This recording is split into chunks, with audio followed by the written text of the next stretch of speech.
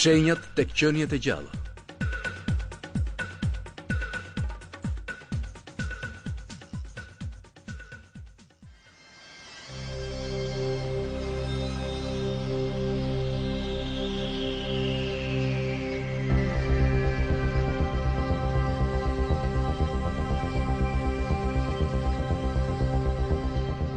Del nga shtëpia me nxitim për të vajtur diku. Nuk je plotësisht i sigurt në cilën adresë do të shkosh edhe trafiku është shumë i rënduar. Por ti nuk je fare i shqetësuar. Para se të largohesh nga shtëpia, shtyp një buton të vogël, edhe makina lëviz nga vendi ku ishte parkuar edhe vjen para shtëpisë. Kur afrohesh, ajo përdor një sistem të veçantë skanimi për të identifikuar dhe dera hapet. Rripi i sigurimit lidhet automatikisht kur ti ulesh. I thua makinës se ku do të shkosh. Makina kontrollon gjendjen e trafikut nëpërmjet internetit edhe përcakton se cila është rruga më e shpejtë drejt vendbërritjes. Në të njëjtën kohë, përderisa makina ka pajisjet maksimale të sigurisë, rreziku për të pësuar aksident është shumë i vogël.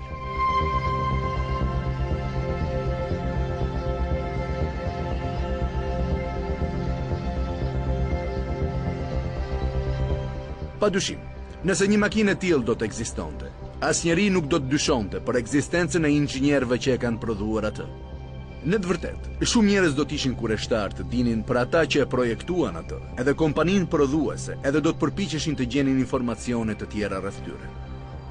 Gjithçka e madhe apo e vogël, që ka një ndërtim dhe rregull të hollësishëm, duhet ketë me do e mos një krijues. Çfarë mund të themi për llojet e panumërta të krijesave të gjalla që shohim rreth nesh?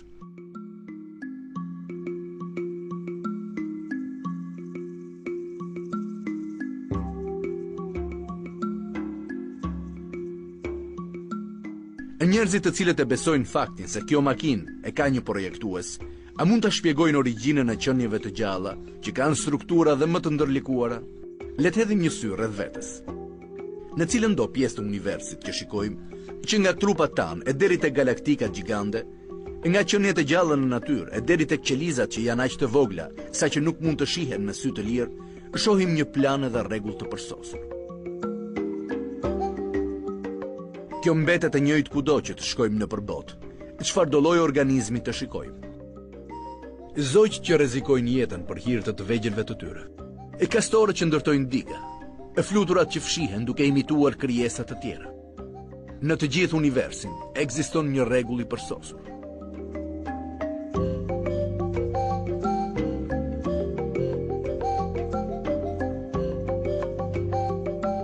Dhe ne jemi dëshmitar të mrekullisë së këtij rregulli tek çdo qenie e gjallë që shohim. Bimët, kafshët, detet,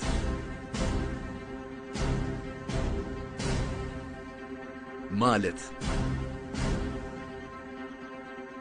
njerëzit,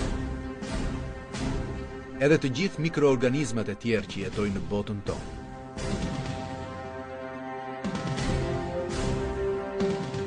Veçoritë e mrekullueshme që gjenden tek gjallësat tregojnë dijen e pafundme të Zotit, të krijuesit të tyre.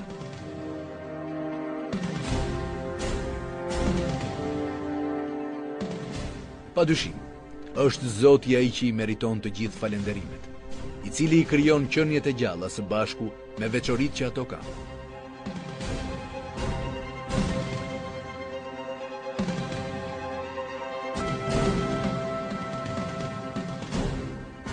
Këta shembuj që hasen tek qeniet e gjalla janë shenjat edhe argumentet e mjeshtërisë së pakrahasueshme, edhe fuqisë së pamatë të pushtetit të Zotit, i cili krijoi këtë rregull të jashtëzakonshëm.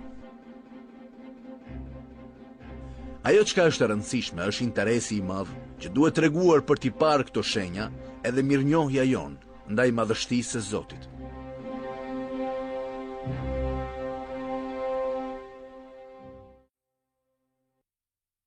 Me të vërtetë në qiej edhe në tokë ka shenja për ata që besojnë. Dhe në krijimin tuaj edhe të kafshëve të shpërndara nëpër tokë ka shenja për besimtarët e sinqertë.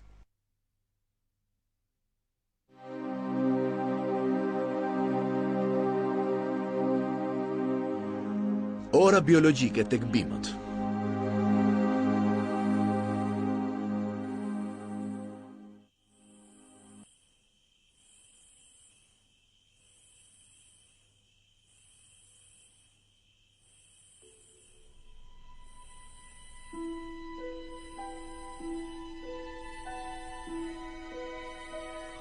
Ne mund të mendojmë se vetëm njeriu mund ta mas kohën. Edhe bimët edhe kafshët e kanë një mekanizëm për matjen e kohës, ose orën biologjike.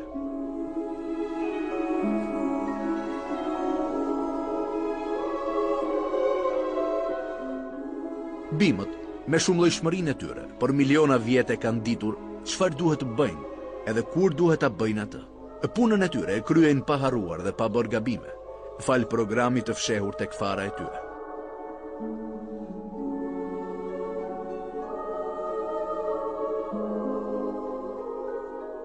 Gjethet bien nga pemët çdo vjesht, pikërisht në kohën e dur, edhe dalin sërish çdo pranverë. Secili funksion që kryhet nga bimët, që nga fara që bie në tokë dhe pastaj mbin, e deri tek uji që thithet nga toka dhe shpërndahet në çdo skaj të pemëve gjigande, ndodh me një ritëm të pagabueshëm.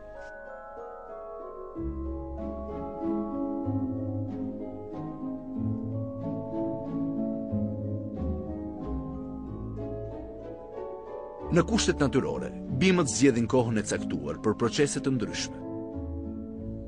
Ato e bëjnë këtë në përputhje me ndryshimet e caktuara të dritës së diellit.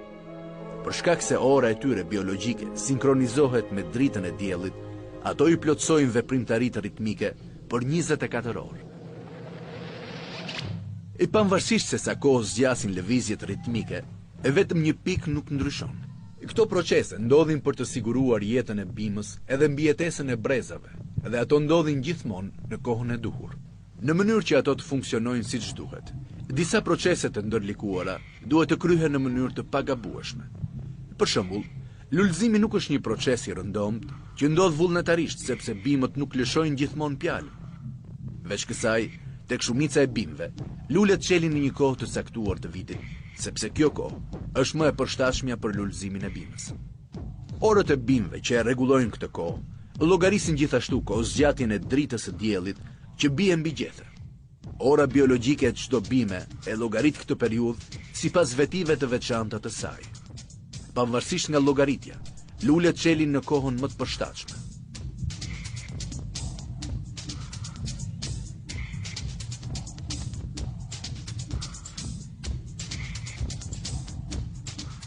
Një prej bimëve që e cakton ritmin e saj në këtë mënyrë është soja. Si rezultat i studimit të përshtatjes së kohës tek soja, është parë se pavarësisht se kur mbillen këto bimë, ato i çelin lulet në të njëjtën kohë të vitit. Lulja përhap pjalmin duke përkuar me ditët edhe orët kur polenizuesit janë më të shumë. Këto ditë edhe orë ndryshojnë nga njëra bimë tek tjetra, por në fund, me këtë përshtatje të kohës, çdo bimë përhap pjalmin në atë mënyrë që garanton rezultatet më të mira.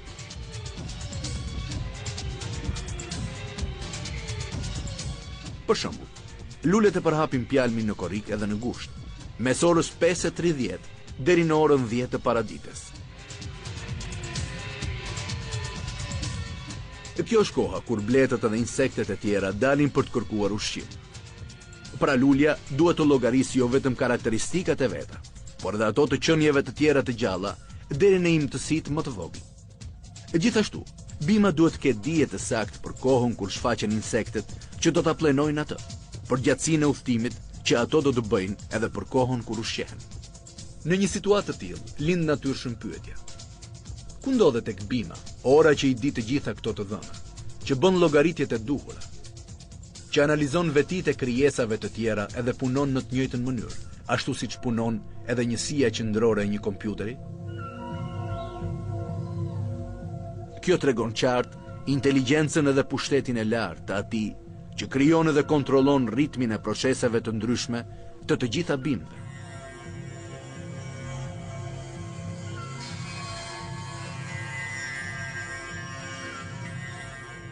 Kjo orë biologjike tek bimët është vetëm një prej mrekullive të panumërta të krijimit.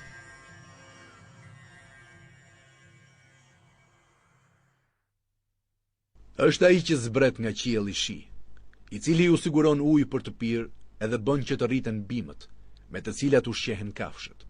Nëpërmjet tij rriten të lashtat, ullinjt, palmat, rushi dhe fruta të shumëllojshme. Në të gjitha këto, ka argumente të fuqisë hyjnore për njerëzit që vështrojnë.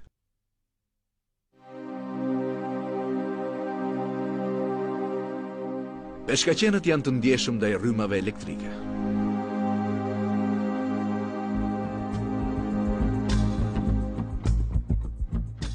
Sistemi i frymarrjes së peshkaqenit, receptorët magnetik që e ndihmojnë atë të gjejë rrugën, edhe aftësia për të notuar shpejt, janë të gjitha mrekulli të krijimit.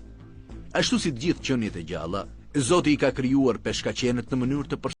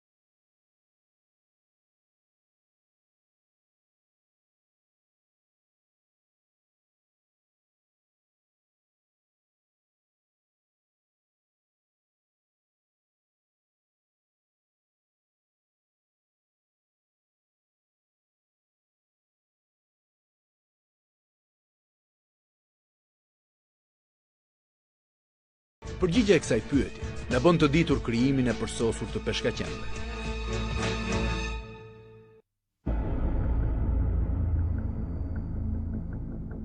Të gjithë qeniet e gjalla, përveç nxehtësisë, lëshojnë edhe elektricitet. Krijesat që jetojnë në tokë e kanë të vështirë të dallojnë këto rryma, sepse ajri shërben si izolues, por në ujë është ndryshe.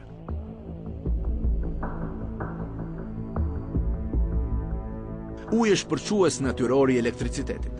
Prandaj një qenie e gjallë që është e aftë të dallojë këtë elektricitet, e zotëron një shqisë shumë efikase. Peshkaqenët e kanë këtë përparësi në atë shkallë, saqë mund të ndjejnë të gjithë dridhjet, ndryshimet e temperaturës edhe nivelet e kripës së ujit, edhe veçanërisht ndryshimet e vogla në fushën elektrike të prodhuara nga krijesat që lëvizin.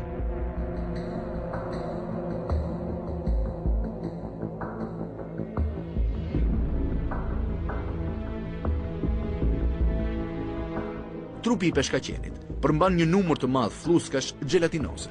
E këto fluska përqendrohen veçanërisht te koka, nga ku shtrihen përgjatë gjithë trupit të kafshës. Të njohura si ampulat e Lorentzinit, e këto elektroreceptor të mrekullueshëm përdoren nga peshkaqenët për të gjetur premë. E këto organe kanë një hapje të drejtë për drejtë në sipërfaqe nëpërmjet poreve në kokën e kafshës. Dhe si elektroreceptor, ata janë shumë të ndjeshëm. Në këtë mënyrë, peshkaqenët ndijojnë në rryma aq të dobta sa 1 miliardta pjesë e voltit.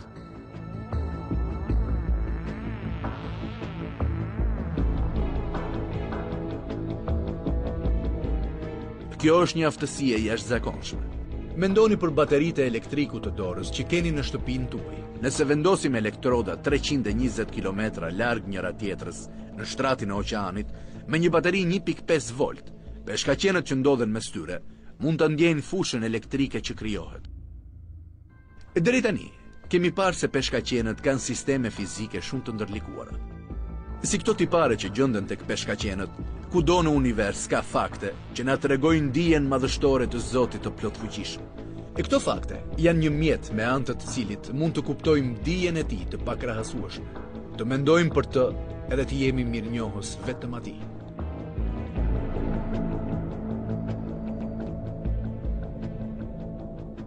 Zoti thot në Kur'an: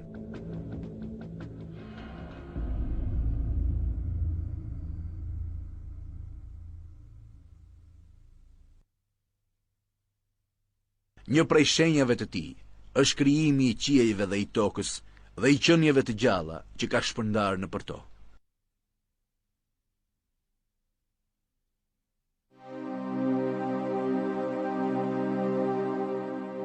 Gjumi dimëror i arinjve është burim frymëzimi për zbulime të reja në mjeksi.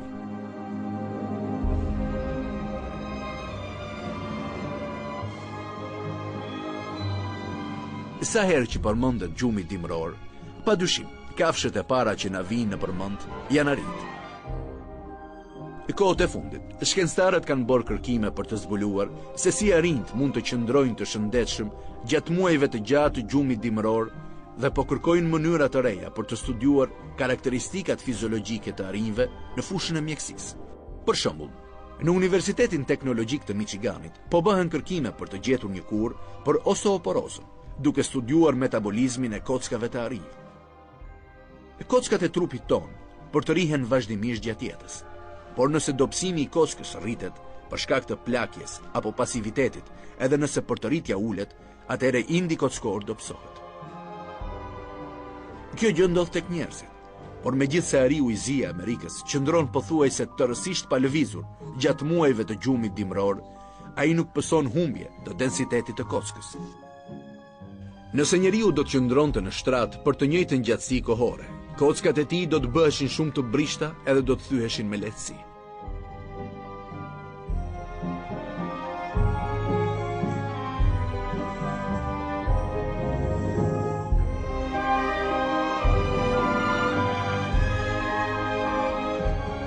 Një artikull lidhur me këtë temë i ekipit studimor të drejtuar nga Seth Donahue i Universitetit Teknologjik të Michiganit në Houghton u botua në revistën biologjike eksperimentale në vitin 2003. Ai përshkruan rritjen e dobësimit të kockave gjatë gjumit dimror të ariut, por ripërtëritja e kockës mbetet e njëjtë. Njerëzit që qëndrojnë pa lëvizur pësojnë dëmtime për shkak se rritet dobësimi i kockës, ndërsa prodhimi i saj ulet edhe nuk qëndron konstant. Kur ariu zgjohet nga gjumi dimror dhe fillon të lëvizë sërish, prodhimi arrin nivelin më të lartë, edhe si rrjedhim, kockat mund të kthehen shumë shpejt në gjendjen e mëparshme. Por nëse njeriu qëndron pa lëvizur për një kohë kaq të gjatë për shkak të ndonjë dëmtimi apo sëmundjeje, ai do të vuajë nga dobësimi i kockës, edhe mbase mund të mos kthehet asnjëherë në gjendjen e tij të mëparshme.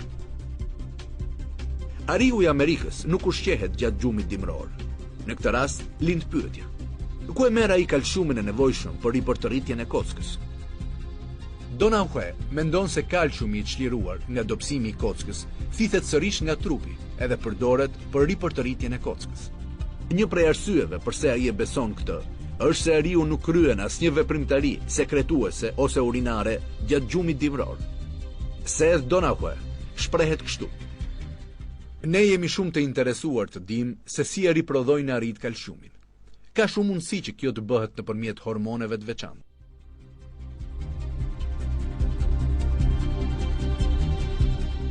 Osteoporoza fillon me dobësimin e indit kockor dhe mund të çojë në fraktura edhe deri në vdekje për shkak të thyerjes, kur është në një fazë shumë të avancuar. Plakja është faktori kryesor për zhvillimin e osteoporozës. Indi kockor përtërihet vazhdimisht.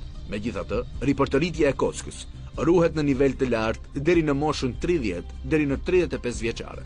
Pas moshës 45 vjeçare, dobësimi i kockave fillon të rritet. Shumë njerëz në ditët e sotme vuajnë nga kjo sëmundje. Shkencëtarët, duke studiuar kockat e ariut, për sa i përket rezistencës, depërtueshmërisë dhe densitetit mineral, bën një zbulim që i habiti të gjithë. Sipas përfundimit të studimit, mosha nuk kishte asnjë ndikim në kockat e ariut. Veç kësaj, me arritjen e ariut, arritej rezistenca edhe densiteti mineral i kockave. Ekipi studimor u përqendrua veçanërisht tek parahormoni i sekretuar nga gjëndra e paratiroides. Ata u habitën kur panë se struktura e këtij hormoni ndryshonte nga struktura e parahormonit në trupin e njeriut. Tani shkencëtarët po përpiqen të identifikojnë origjinën e ndryshimit nëpërmjet dy hormoneve edhe të prodhojnë një version artificial që imiton funksionimin e hormonit të ariut. Nëse ka sukses, mund të prodhohet një ilaç i ri për të sëmurët me osteoporozë. Ky studim mund të ndryshojë metodat që përdoren për trajtimin e osteoporozës edhe mund të luajë një rol të rëndësishëm për uljen e problemeve me kockat, jo vetëm për ata që kanë zënë shtratin dhe të moshuarit që vuajnë nga dobësimi kockor, por dhe për astronautët, të cilët kalojnë kohë të gjatë në hapësirë.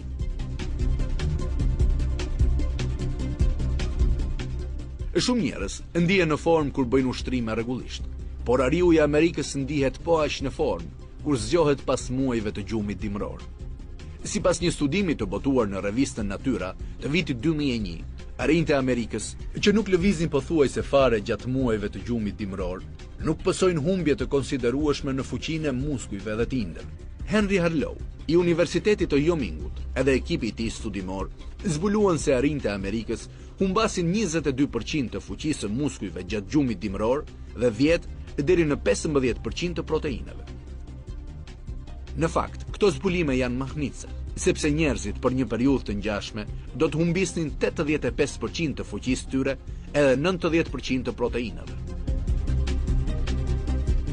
Disa vite më parë, fiziologu Edgar Folk zbuloi se ureja, që është substancë toksike që e nxjerr trupin në kushte normale, rrithithet nga fshikza e ariut gjatë gjumit dimror. Nitrogjeni që gjendet tek ureja shërben për riqarkullimin në trup edhe për prodhimin e proteinës. Tek njerëzit nuk ekziston një sistem i tillë. Nëse sistemi urinar i njeriut nuk funksionon, madje edhe për një kohë të shkurtër, ai mund të vdesë nga grumbullimi i urres toksike në gjak.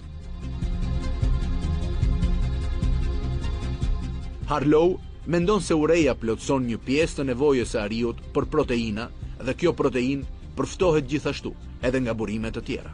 Sipas Harlowit, ashtu si disa lloje gjarprinj, të cilët tretin zorët e tyre në rast se kanë nevojë urgjente për proteina, arinjt mund të thithin rezerva të paqëndrueshme proteinash si muskulin e butë të organeve të brendshme. Duke u bazuar tek shifrat e marra nga termometrat e vegjël që ata vunë në trupat e arinjve, shkencëtarët arritën në përfundimin se arinjt dridhen rregullisht gjatë gjumit dimror. Ata mendojnë se dridhja e rregullt është faktor që ruan forcën e muskujve. Sipas grupit studimor, të kuptuarit e sistemit që mbron muskujt e arinjve gjatë gjumit dimror mund të çojë në një konceptim të ri për trajtimin e sëmundjeve të muskujve, që lidhen me palëvizshmërinë e njerëzve.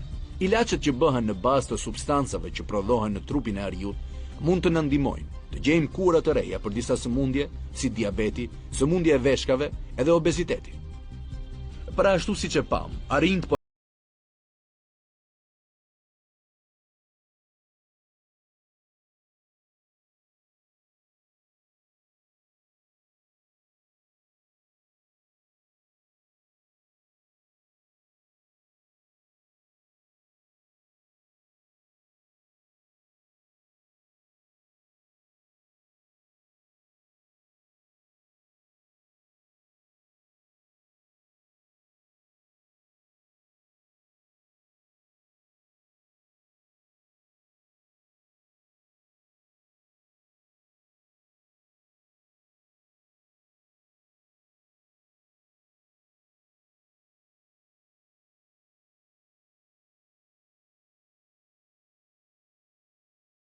mrekullueshme te kafshët si fakte, por të cilët njerëzit duhet të mendojnë.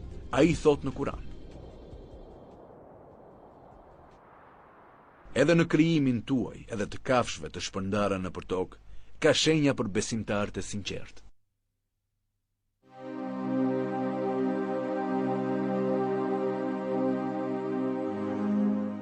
Kukuvajkat që gjuajnë natën.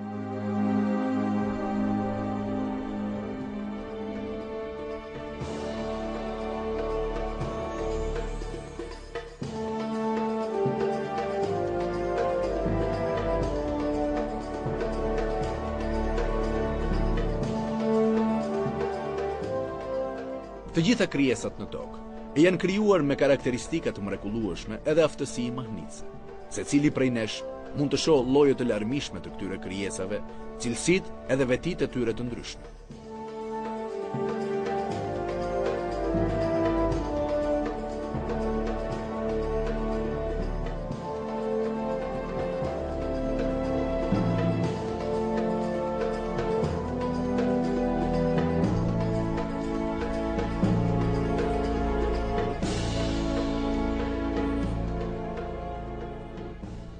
Ekzistojnë rreth 10.000 lloje të ndryshme zogj. të cilët janë krijuar në mënyrë të përsosur, edhe secili prej tyre ka karakteristika mahnitëse. Një prej mbretërisë mrekullueshme të zogjve është kukuvajka. Pjesa më e madhe e kukuvajkave janë aktive gjatë natës. Nata është kohë fshehjeje edhe gjumi për shumicën e qenieve të gjalla.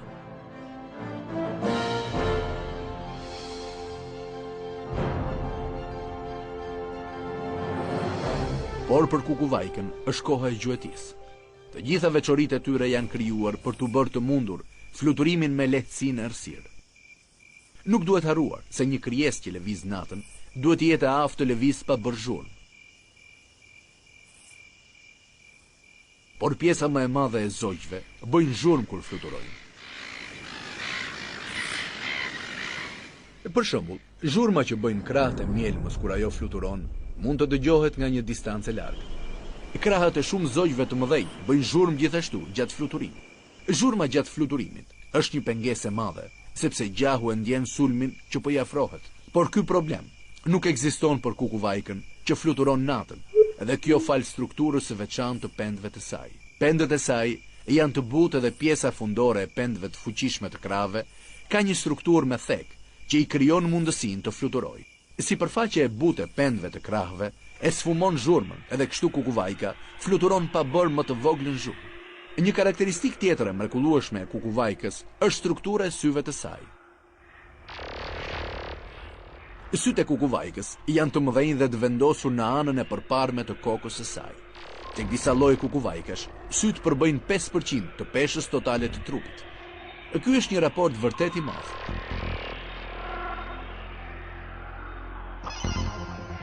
Nëse ne do të kishim të njëjtin raport, sytë tanë do të kishim përmasat e një qitroje. Fakti që sytë e kukuvajkës janë të vendosura në anën e përparme të kokës i mundsojnë asaj një shikim stereoskopik me kënd të gjerë. Kjo do të thotë se ajo mund të shohë një objekt me të dy sytë në të njëjtën kohë. Fal këtij të pari, kukuvajka mund të përcaktojë me saktësi largësinë duke i parë objektet në 3 dimensione. Disa lloj kukuvajkash janë të afta ta zgjerojnë fushën e tyre të parit duke rrotulluar kokën 180 gradë edhe duke parë kështu çfarë gjendet pas tyre.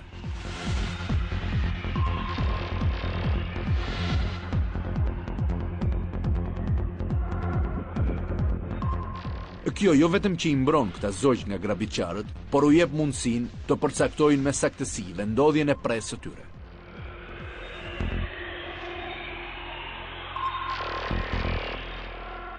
Ky krijim i përsosur i kukuvajkave mund të shihet edhe tek aftësia e tyre e lëvizjes së qafës.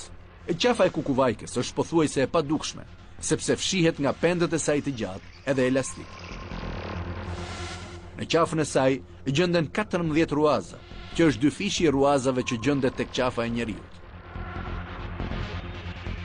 Karakteristikat që i përmbledhem shkurtimisht janë fakte të qarta të krijimit. Zoti i plotfuqishëm i ka krijuar kukuvajkat me të gjithë karakteristikat e tyre të përsosura. Çdo qenie e gjallë në natyrë na jep prova për mjeshtrinë krijuese të Zotit edhe dijen e tij të pakrahasueshme.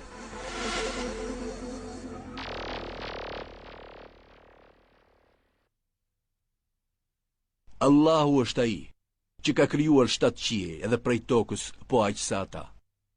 Urdhri i tij zbret përmes tyre, që ju ta dini se Allahu është i plot fuqishëm, edhe se ai përfshin gjithçka në diturinë e tij.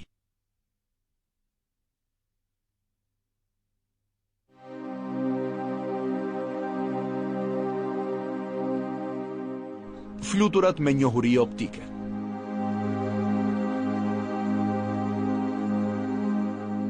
Fizikantët përmendin 3 ligje themelore të optikës së rrezës së dritës. Sa më pingult bien rrezet e dritës mbi sipërfaqe, aq më shumë ngrohet ajo. Nëse drita e diellit bie mbi 2 sipërfaqe në të njëjtin kënd, këndi më i errët do të ngrohet më shpejt. Një sipërfaqe pasqyruese e pasqyron dritën në të njëjtin kënd ku bie drita.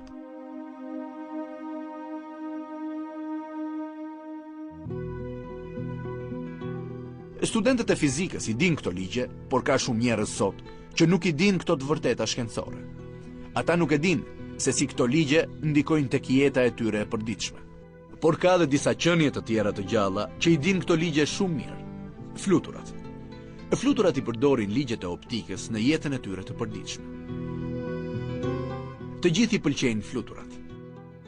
Këto krijesa me ngjyrat e tyre të ndritshme, edhe mënyrat delikate të fluturimit të tyre, janë një prej bukurive që Zoti ka krijuar për ne.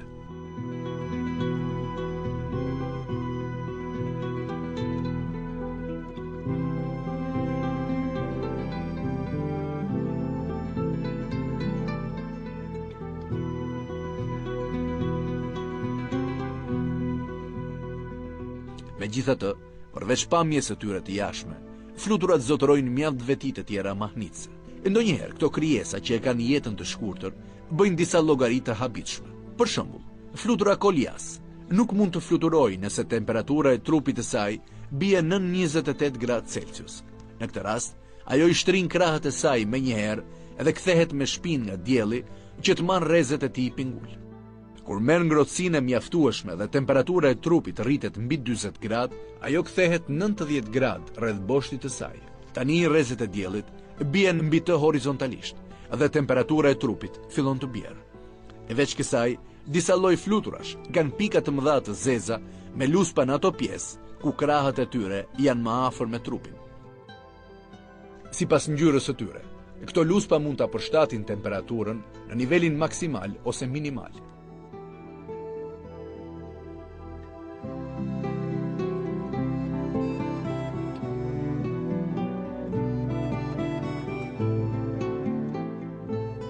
Ne të gjithë kemi parë flutura që I hapin dhe I mbyllin krahët e tyre në diell, si të ishin duke u munduar të kapnin një kënd të veçantë.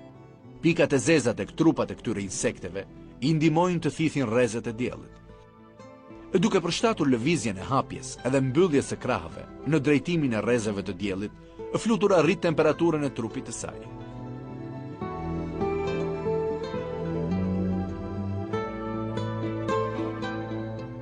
Njerëzit përdorin pasqyra dhe thjerrza të lukta që t'i përqendrojnë rrezet në një pikë të caktuar.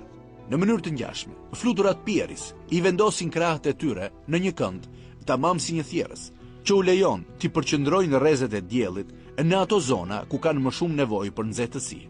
Që të realizohet kjo, duhet të kesh një urim mbi optikën. Këto flutura nuk kanë dieni për fizikën apo optikën. Madje nuk kanë fare dieni për ligjet e fizikës apo për këndin, I cili I ndihmon t'i marrin rrezet e diellit në mënyrën më efikase. Ashtu si të gjithë krijesat në univers, Zoti I ka krijuar fluturat me të gjitha sistemet e sofistikuara që atyre u nevojiten për të jetuar. Zoti mbron edhe sheh gjithçka që ka krijuar. Ai u jep këtyre krijesave vetitë e duhura se çfarë duhet të bëjnë që t'i ngrohin trupat e tyre.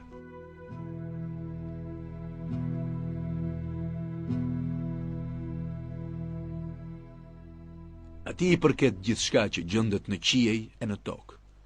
Allahu është ai që nuk ka nevojë për askënd. Ai është I plot fuqishmi, I falendëruari.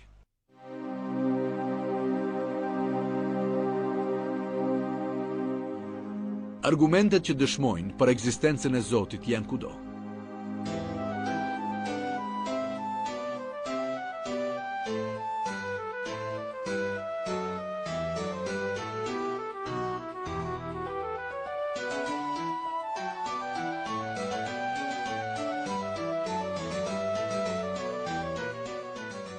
Cilën do bim apo kafshë të studiojmë, rezultati do të na tregojë gjithmonë për realitetin e krijimit të përsosur.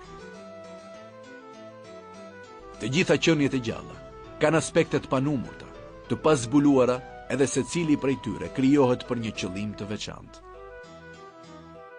Çdo qenie e gjallë mbart në trupin e saj fakte të krijimit. Çdo individ I arsyeshëm duhet të meditojë për krijimin e Zotit, ta lavdërojë edhe ta lartësojë atë gjithmonë.